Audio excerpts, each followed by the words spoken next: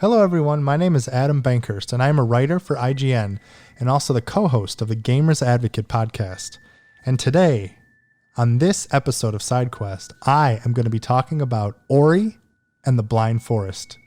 One of the most beautiful, moving, special games that I've ever played. And to really let's just get this out of the way. I love this game so much, I named my dog after Ori. So I think that gives me the credit to talk about Ori and the Blind Forest, if we're being honest. But this game, I think one of the reasons that it really was super special for me was because when it came out, which it came out originally in 2015 for Xbox One, I didn't really know much about it. I saw some images of it. I saw some of the gameplay and I'm like, this game looks pretty cool. Looks pretty nice, whatever. So I was excited to try it when it finally came out, but it wasn't really on my radar. It wasn't anything I was anticipating or was really excited for.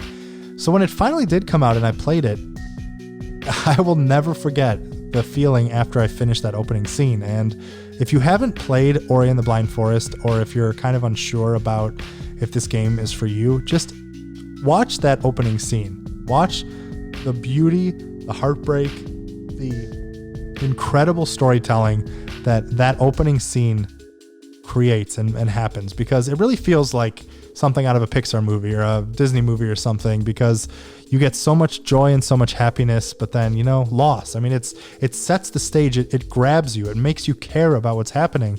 That's one of the big things that I talk about this a lot in regards to death, because as sad as death is, I think it's a very powerful storytelling tool because it gives weight to the story, to the choices, to what happens.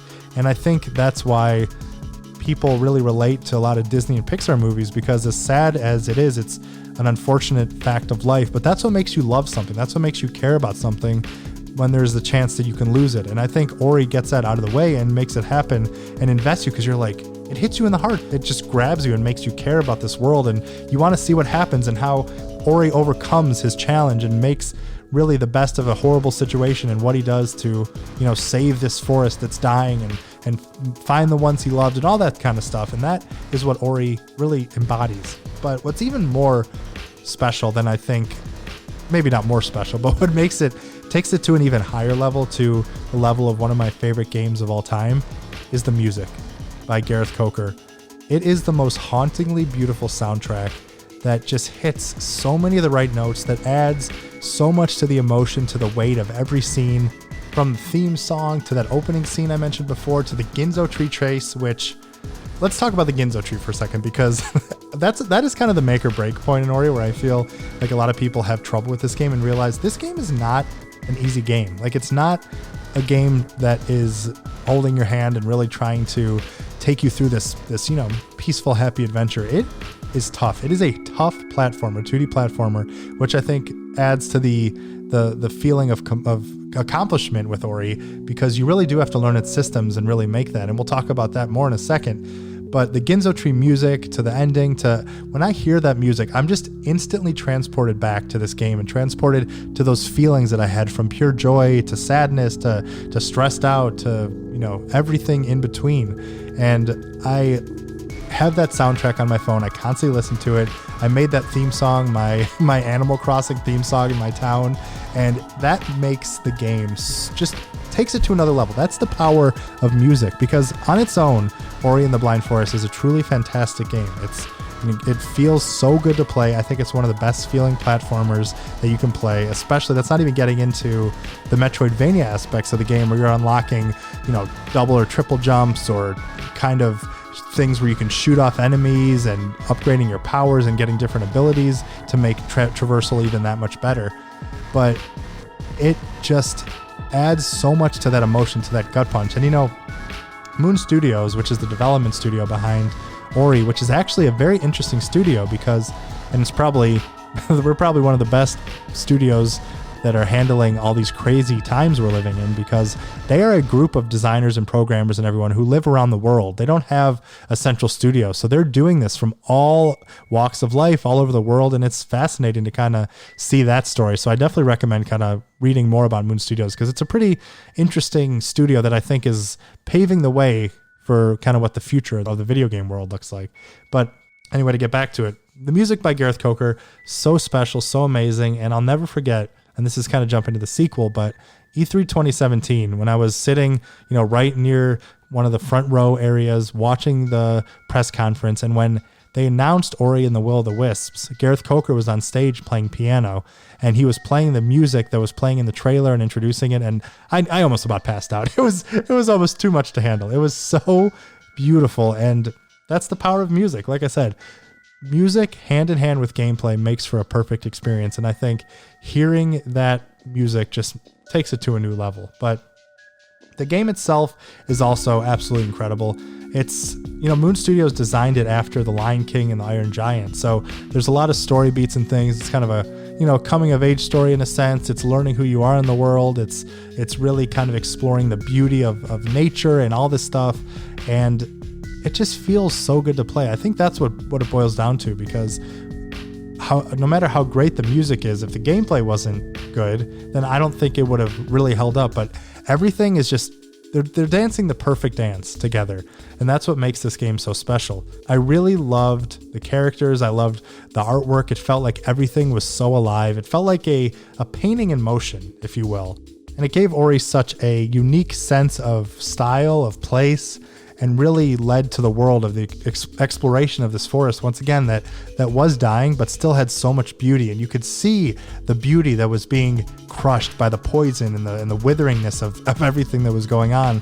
And once again, you were going through healing it. You're a forest spirit, and it was basically up to you to stop everything from dying. And the story itself that they were telling, from meeting Gumo to Kuro, the owls that you see, originally was this crazy monster, this huge owl that was destroying you, that was an evil monster. But you learn more about the story. You learn more about why Kuro was being like this.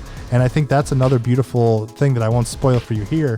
But there's so much more depth to these characters. I really, don't have much dialogue, or there's not much voice in this game besides certain little snippets here and there. But you're learning so much about the world by just living it and experiencing it. Once again, another thing that I really enjoyed about this, which they kind of got away from in Will of the Wisp, which was fine because I think they did well, but was the save point system, because you would use one of your energy cells basically to make a save point wherever you wanted.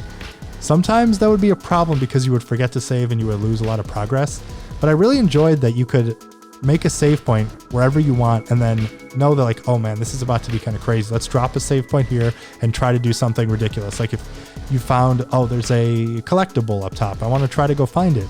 You can make a save point and make sure if you die, you're going to be able to right there. And it, once again, another truly special thing is when you died, instantly back in. There was no load times, no waiting. So it really rewarded you didn't take away from the exploration, because you're like, man, if I die, I'm going to have to reload and go all the way back here. So it really led to that sense of exploration. And I'm a big fan of collecting everything and finding game secrets, and this game's hidden with that. Whether it, making your health bigger, like a classic Metroidvania in a sense. You're getting life bars, or you're getting more upgrade points, or different things like that. And it was such a special game to play that I really think back on so fondly. Once again, I named my dog after Ori, so I think that really kind of says everything it needs to about the game. But I really encourage you to give it a try, because it's such a unique, special game, and it's an emotional game. It's a game that's not something that you can just sit and forget, because there is something truly beautiful about what Moon Studios created here. And like I said, it really does feel like artwork in motion. I think that's one of the best compliments I can give the game, because it feels like you're watching a watercolor painting or some beautiful painting and seeing everything happen in real time while you're controlling an incredible character. And the mechanics are so great, the upgrades feel rewarding, and you are becoming a master of this world. And you could really feel the sense of progression, because when you start the game, there's a lot of challenges that you can't do. There's a lot of things that you can't do. But by the end of the game, with all your powers, and also with you learning the controls, you could run through this game pretty quickly. It feels pretty great to really use all of the abilities and all the ways of the world to fly through areas. And it just, man, it feels so good. And I love this game. I love the style. I love Ori, my dog. And that really is all you need to know. So once again, Ori and the Blind Forest is a truly special game. I think it's one of the most, I wouldn't want to say underrated, but I feel like it deserves a ton of praise for what it did. And I think it's one of the most special games out there. So definitely give it a shot. Give Ori some love. And always remember, happy gaming.